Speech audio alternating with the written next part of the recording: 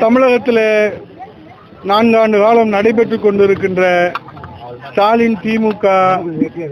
அவல ஆட்சியினுடைய உண்மை முகத்தை தோலுரித்து காட்டுகின்ற வகையில கழக நிரந்தர பொதுச் செயலாளர், மாண்புமிகு எதிர்க்கட்சியுடைய தலைவர், சாமானிய முதல்வராக சரித்திரம் படைத்திட்ட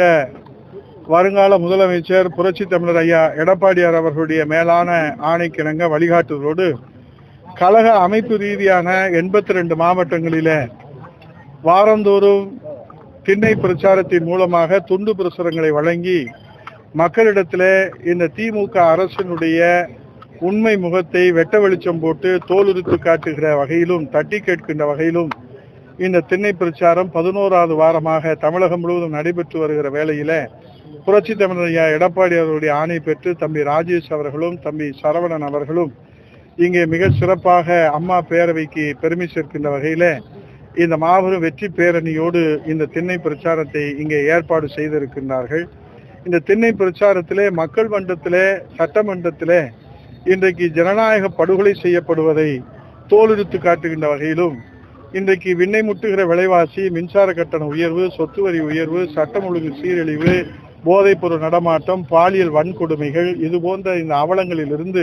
தமிழக மக்களை மீட்டெடுப்பதற்காகவும் பறிபோய் கொண்டிருக்கிற தமிழகத்துடைய ஜீவாதார உரிமைகளை காப்பாற்றுவதற்கு துப்பில்லாத திராவிட முன்னேற்ற கழக ஸ்டாலின் அரசு இன்றைக்கு வான் ஸ்பேஸ் என்று விண்வெளி கொள்கையை வெளியிட்டு குடும்ப தொழிலிலே இன்றைக்கு ரியல் எஸ்டேட் தொழில், கலை தொழில் என்று பல்வேறு துறைகளிலே தடம் பதித்திருக்கிற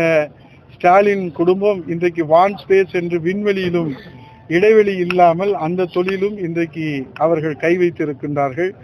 ஆகவே இன்றைக்கு ஸ்டாலின் குடும்ப வாரிசு அரசியலிலே கோலோச்சி கொண்டிருக்கிற சபரிசன் இனி வருங்காலத்தில் எலன் மஸ்கினுடைய விண்வெளி வாரிசாக உருவாகிற அந்த அதிசயம் நடக்கப் போகிறது. தமிழக மக்கள் எச்சரிக்கையாக இருக்க வேண்டும் என்றும் இன்றைக்கு கொடுத்த வாக்குறுதிகள் 525, அதில் நீட் தேர்வு உள்ளிட்ட, கல்வி கடன் உள்ளிட்ட, வேலைவாய்ப்பு உள்ளிட்ட, அரசு வேலைவாய்ப்பு 5.5 லட்சம், தனியார் வேலைவாய்ப்பு ஆண்டுக்கு 10 லட்சம், 5 ஆண்டுகள் 50 லட்சம். ஆனால் 4 ஆண்டுகள் ஓடிவிட்டது, ஆனால் வேலைவாய்ப்பு தான் கிடைக்கவில்லை. ஆகவே இந்த வாக்குறுதிகள் எல்லாம் எப்போது நிறைவேற்றுவது என்று சட்டமன்றத்தில் கேள்வி எழுப்பினால் நாங்கள் 99% நிறைவேற்றிவிட்டோம் என்று பச்சை பொய்யை சொல்லுகிறார்கள். ஆகவேதான் பச்சை பொய் சொல்லுகிற இந்த திமுக மக்கள் விரோத அரசு எங்களுக்கு தேவையில்லை. பச்சை தமிழர் புரட்சி தமிழர் ஐயா எடப்பாடியார் மீண்டும் முதலமைச்சராக வர வேண்டும் என்ற அந்த மகத்தான மக்கள் தீர்ப்பை பெறுகிற வரை கழக புரட்சி தலைவர் அம்மா பேரவை தாய் கழகத்தின் வழிகாட்டுதலோடு இந்த திண்ணை பிரச்சாரத்தை 2026 சட்டமன்ற தேர்தலில் அனைத்து இந்திய அண்ணா திராவிட முன்னேற்ற கழக தலைமையிலான வெற்றி